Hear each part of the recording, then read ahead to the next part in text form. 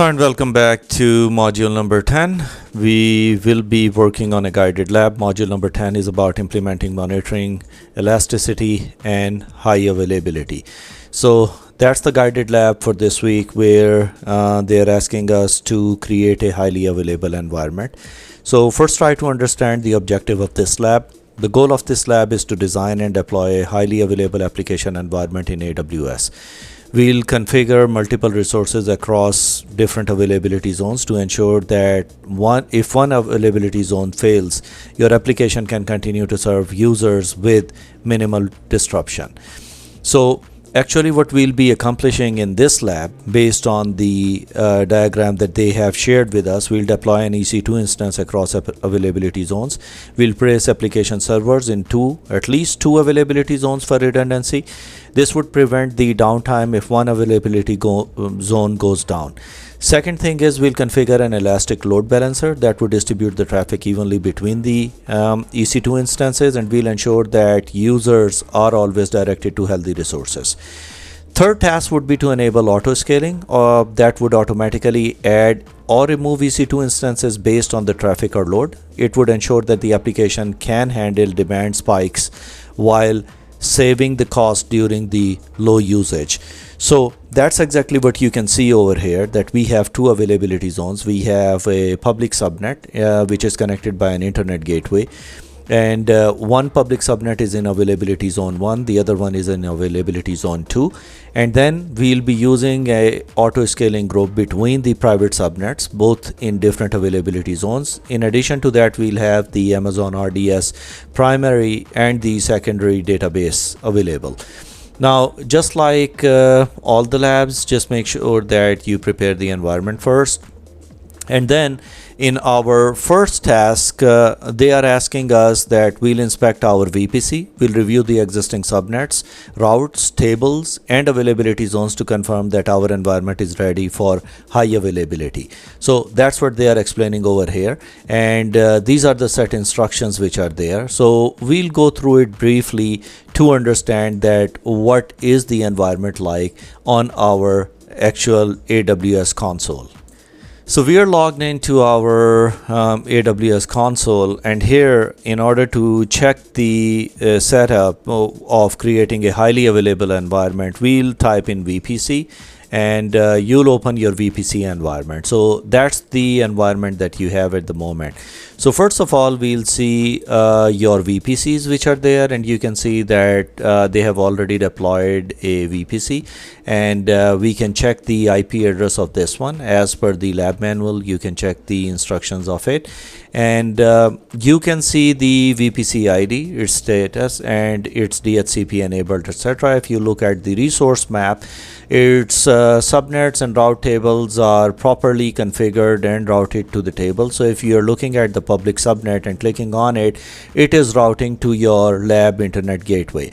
If we look at the first availability zone private subnet, it's also going through a private table to our NAT source. Likewise, we have on the second subnet, on second availability zone, where we'll click on a public subnet, so it's going to a public route and going to your internet gateway. If you look at the CIDR, it's showing us the IPv4 ranges, and the associations are already there. Flow logs can be checked later, and rest of the things would be under your subnets. So if you'll click on subnets and sort it according to the name, you'll be able to see the private subnets on availability zone 1 and 2. So if you'll click on it, you'll be able to see that in which availability zone is it actually, and if you look at the route tables, you can see the routes for it, and it's connected to the NAT. And if you look at network access control list, which is nothing but like a firewall, you can see the inbound and outbound rules available for that.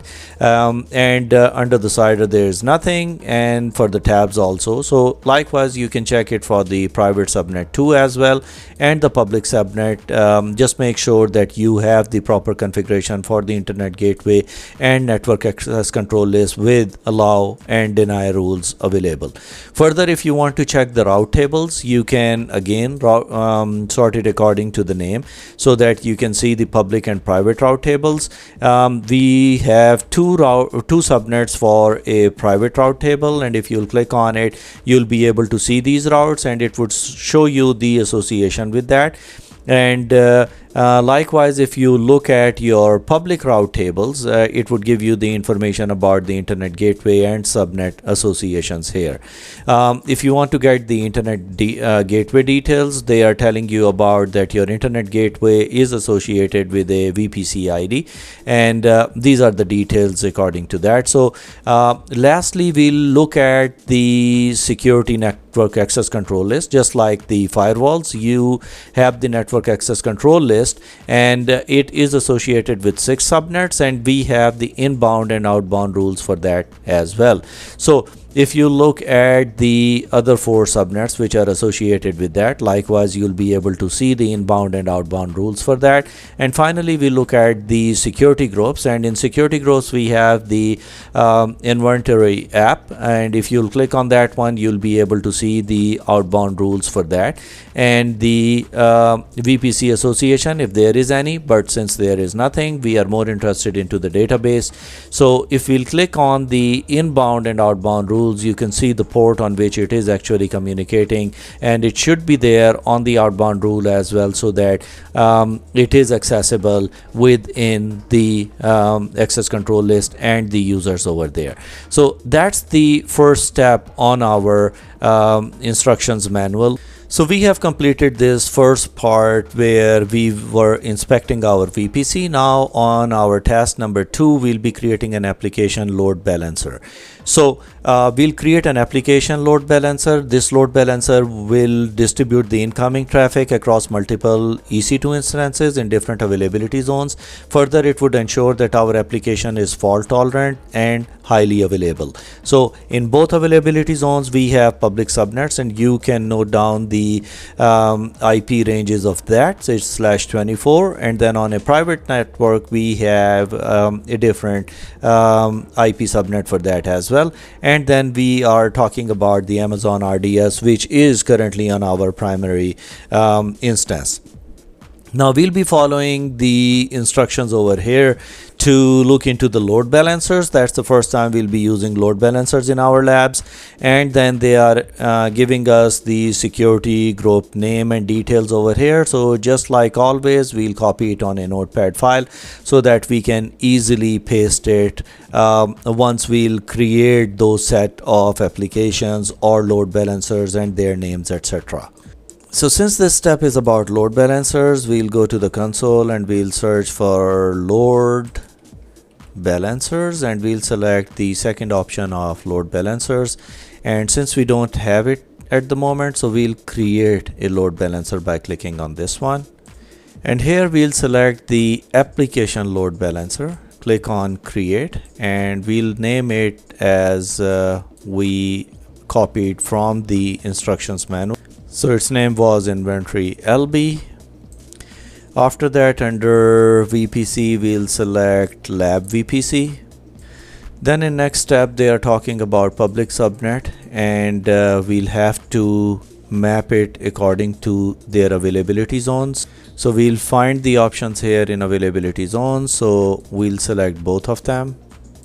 Just make sure to check that your first availability zone 1A and 1B, and check their CIDR values, like it's 10.0.0.0, whereas on the availability zone B, it's 10.0.1.0. The second thing here is that both of them are on our public subnet, so we are just creating a second instance of it in our other availability zone. So after mapping, they are asking us to create a security group. So we'll name it as inventory LB, and then we'll give a description of it as well. So for security groups, we'll scroll down and we'll click on create a new security group. And here we are going to name it as inventory LB as per the instructions of instructions manual. And then we'll give it a description as mentioned in the manual. Under the VPC, we are going to select lab VPC. So after creating that, they are asking us to create an inbound rule, add a rule with HTTP source anywhere, and then add another rule for HTTPS anywhere, and create a security group with these details.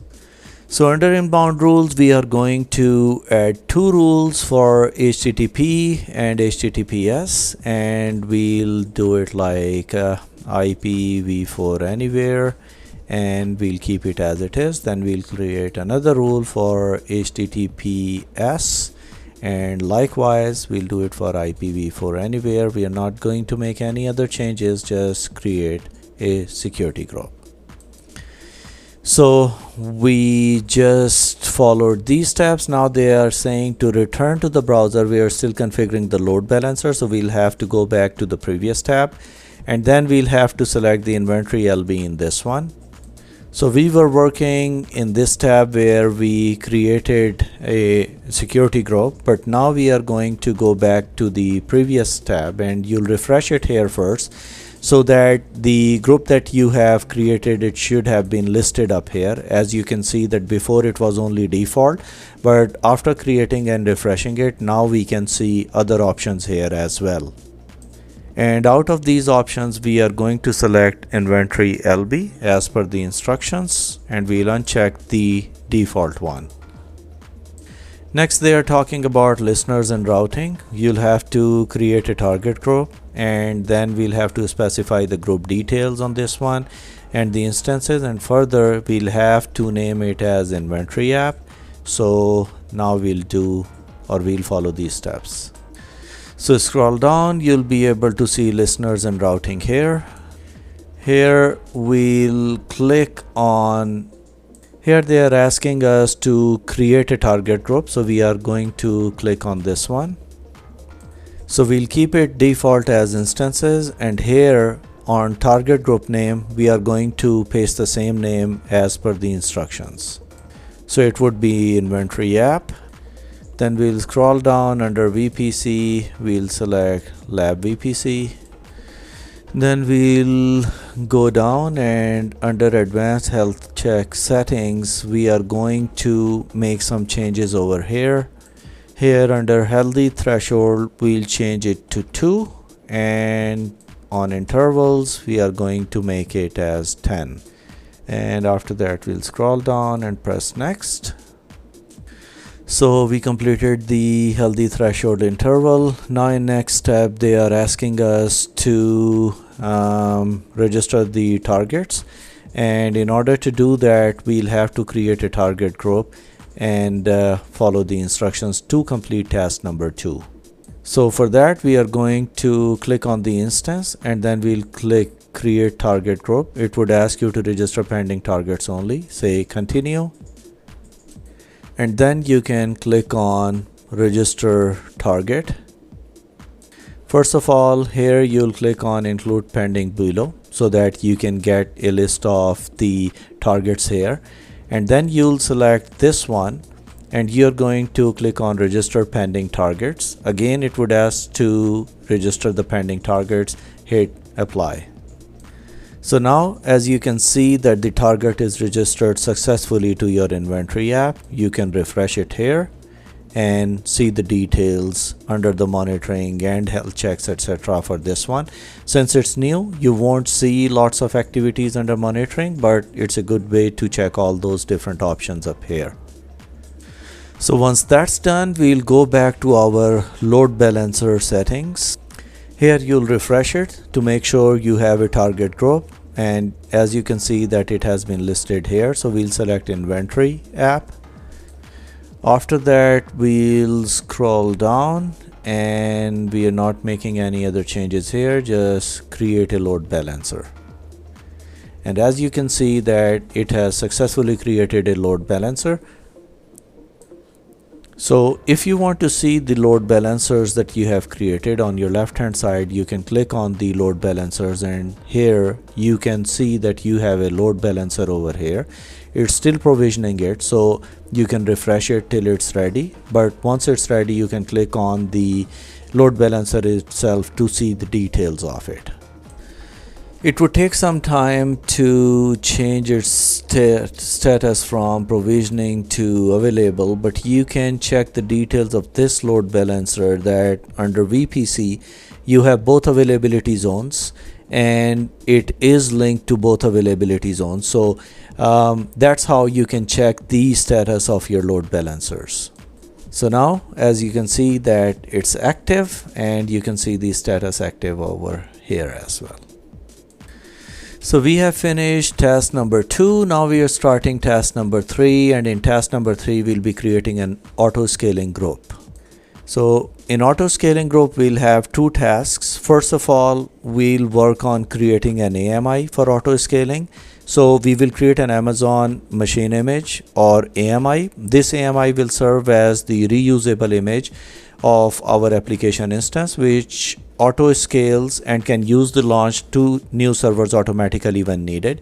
In the second step, we'll be creating a launch template and an auto scaling group. So in that task, we'll create a launch template using an AMI and then configure an auto scaling group. The auto scaling group will ensure that our application adjusts capacity automatically based on the demand. And that's what they are showing you over here, that we are working on this one, where on private subnet we are setting up an auto scaling group. So as I told you, 3.1 and 3.2, first we'll create an AMI for auto scaling, and then we'll be creating a launch template and an auto scaling group. So since we are working on auto scaling, on left hand side you'll see auto scaling groups option here. Click on that one, and after that click on create auto scaling group. After that, in the instructions they are saying on AWS management search box and choose EC2 console, and on the left we'll have to click on the instances. So we can go to our target groups screen and we can click on the instances here. So we can see that our web instance is already running. We'll click on this one just to select it, and then go on actions, click on image and templates and create an image. We'll name it as web server AMI, and in image description we'll enter lab AMI for web server, and after that hit create image. So they are telling us in the instructions manual that you can see the AMI image ID, which we can see over here since we have just created an image of our web server. So we have completed part 3.1 and we checked the AMI ID. Now we are working on creating a launch template and auto scaling group. For that we'll be navigating to launch templates and create a launch template, and then we'll follow the set of instructions where we'll have to run a script and then create a launch template. So we'll go back to our EC2 instances, and on your left hand side if you'll scroll down you'll find auto scaling groups. We'll click on that one and then we'll click on create auto scaling group, and here we'll name it as the inventory LT. After that hit create launch template, type the name here as inventory LT, scroll down, go to your my AMIs, make sure that here you can see your web AMI which is already listed. Further, they are asking us to select the instance as T2 micro. So we'll scroll down and we'll select the instance type as T2 micro. Under the key pair we'll select as walk key as always, and then under the security group we'll select the existing security group, and we are going to select the inventory app from this one, and you can see inventory app. After that scroll down, look at advanced details, and under this one you look for IAM instance profile, and in this one we are going to select the inventory app role.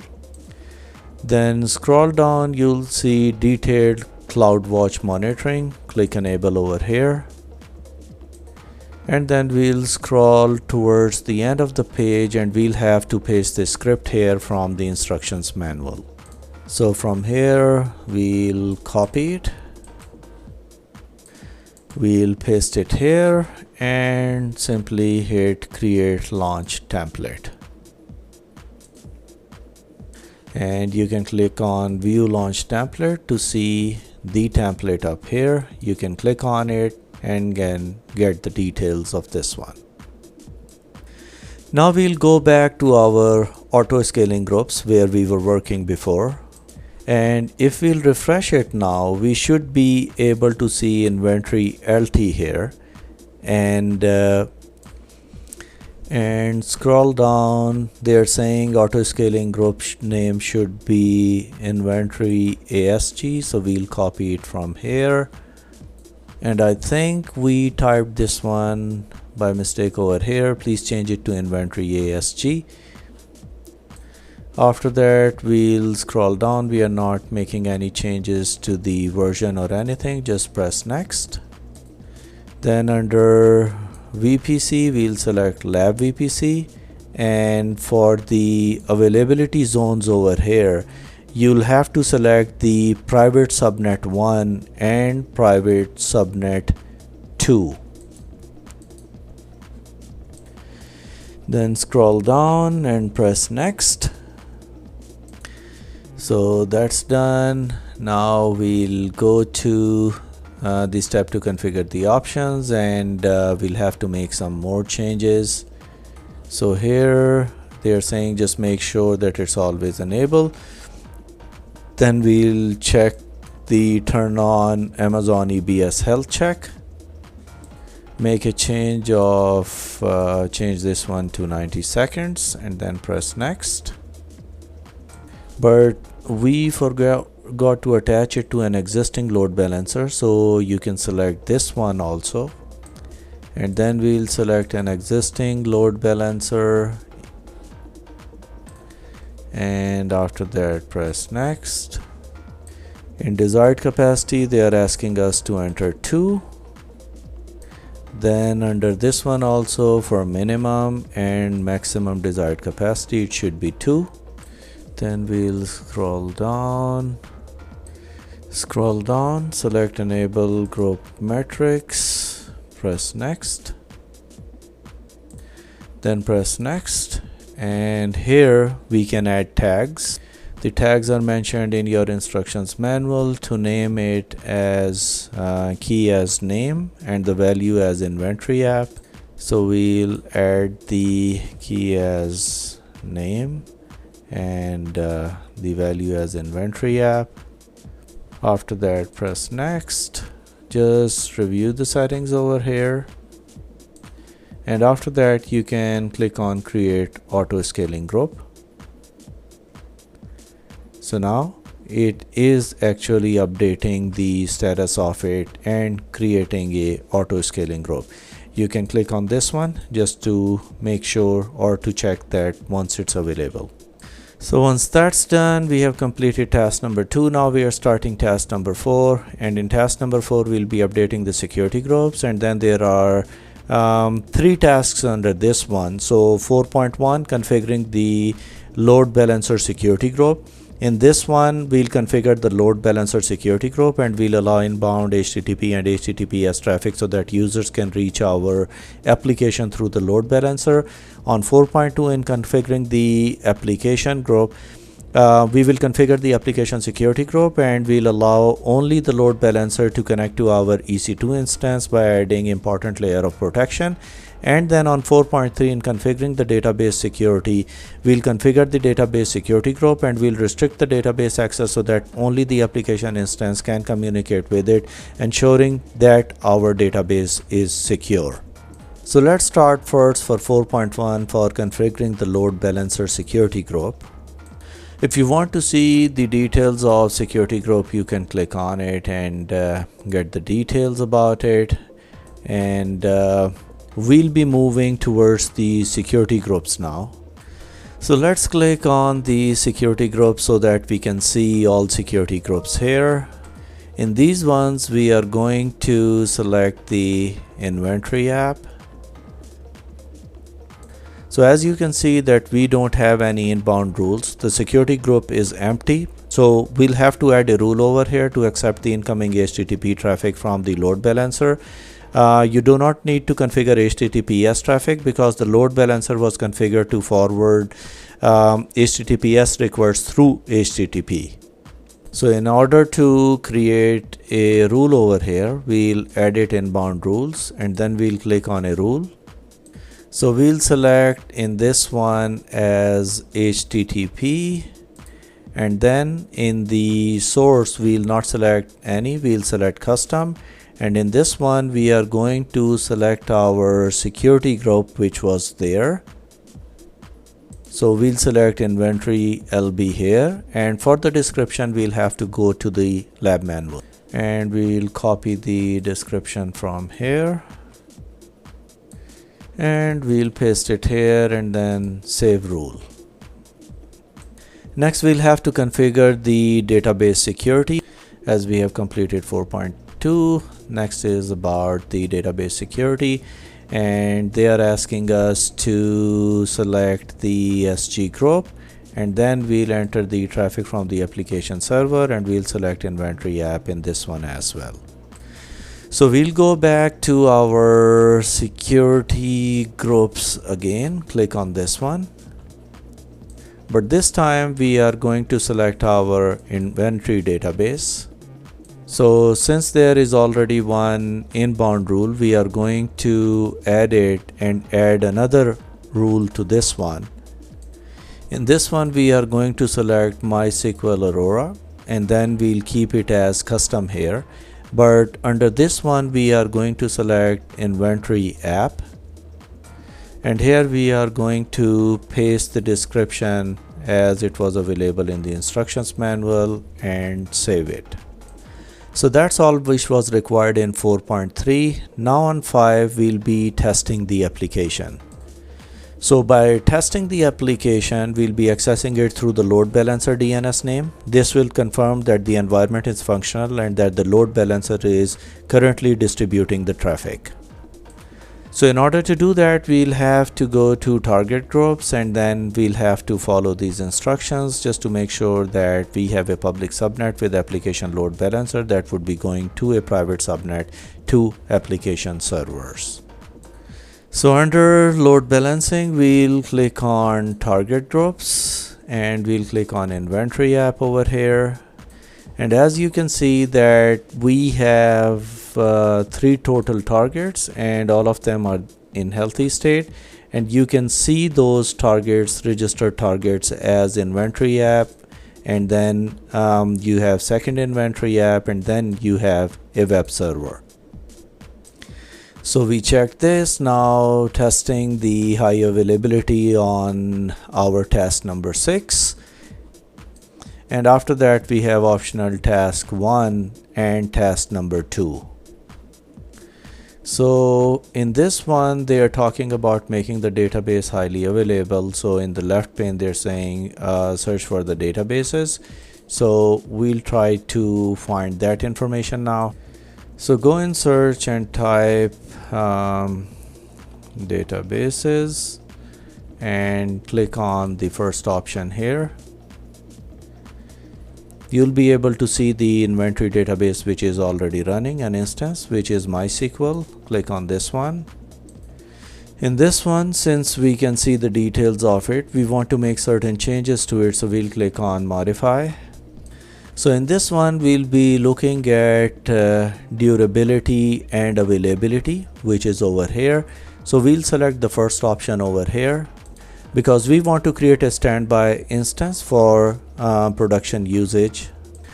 Then under the instance configuration, we are going to select dbt3 small, and under the allocated storage we'll enter 20.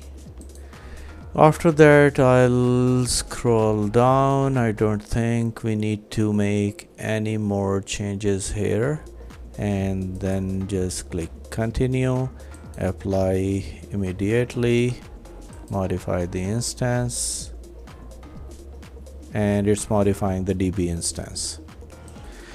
So after that, they have a second optional task to configure high availability of NAT gateway. We'll be configuring it as well. So we'll have to go to NAT gateways for VPC. So we'll search for VPC and click on VPC. And here on left hand side, click on NAT gateways. We have a gateway available over here, which is default. But we need to create a new NAT gateway, so click on create new NAT gateway, then choose the name as NAT gateway 2, copy it from here, and we'll paste the name here. In the subnet, we are going to select public subnet 2, and then we'll click on allocate elastic IP address, so an elastic IP address will be allocated. After that, simply hit create NAT gateway. After that, it's saying to create a route table and name the route table as private route table 2. So on left hand side, we'll click on route tables, and then we'll click on create route table, name it as private route table 2, VPC as lab VPC, and then simply click on create a route table, and it would create a private route table 2. Then we'll click on edit routes of it, and we'll add a route. So here we'll select as 000, and here we'll select as NAT gateway, and under NAT gateway we'll select NAT gateway 2. And after that, just hit save changes. After that, we'll check under subnet associations and click on edit subnet associations, and in this one you can select private subnet 2 association and save changes. So that was our lab on creating a highly available environment, and as you can see that we have achieved high availability. We worked on elasticity and resilience, and now just try to understand the importance of it in business continuity, that it prevents the downtime and the lost revenue when the failure occurs, and the user experience to ensure that the fast and reliable access to the application is available, and then it helps us in AWS best practices for well architected framework. That's it for today. Thank you very much.